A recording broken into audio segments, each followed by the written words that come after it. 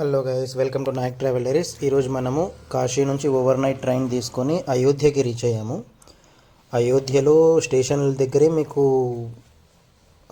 Fresh up అవ్వడానికి అన్నీ దొరికేస్తే మీరు కావాలంటే రూమ్ నడుచుకుంటూనే వచ్చేయచ్చు అయోధ్య టెంపుల్ దగ్గరికి, రామ దగ్గరికి. ఇప్పుడు మేము ట్రైన్ నుంచి వచ్చేసాము. ఫ్రెష్ అప్ అయిన తర్వాత లైన్లో కూర్చునేసాము. ఇంకా లైన్లో స్టార్ట్ అయిపోయాము. మొత్తం ట్రావెల్ చేసుకోవడం చాలా దూరం నడచాల్సి ఉంటుంది. ఎంట్రన్స్ నుంచి ఒక 1 కిలోమీటర్ 1.5 కిలోమీటర్ ఉంటుంది. మొత్తం నడుస్తూ వెళ్ళాలి.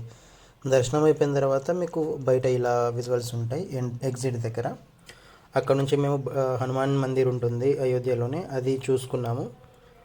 ప్లస్ హనుమాన్ మందిర్ చూసుకున్న తర్వాత దశరథ్ మహారాజ్ యొక్క మహల్ ఉంటుంది, అది కూడా చూసుకున్నాము. సరయూ ఘాట్ అలా వెళ్ళలేదు, ఎందుకంటే మాకు అదే రోజు ఈవినింగ్న ప్రయాగ్రాజ్కి వెళ్ళాల్సి ఉంది. సో ప్రయాగ్రాజ్కి వెళ్ళి అక్కడ నెక్స్ట్ ప్లేసెస్ అనేవి ఎక్స్ప్లోర్ చేస్తున్నాము.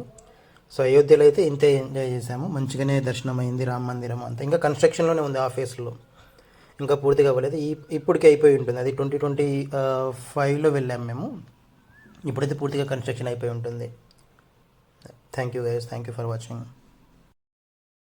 గరుడగమన తవ చరణ కమలమిహ మనసి లసతు మమ నిత్యం. గరుడగమన తవ చరణ కమలమిహ మనసి లసతు మమ నిత్యం.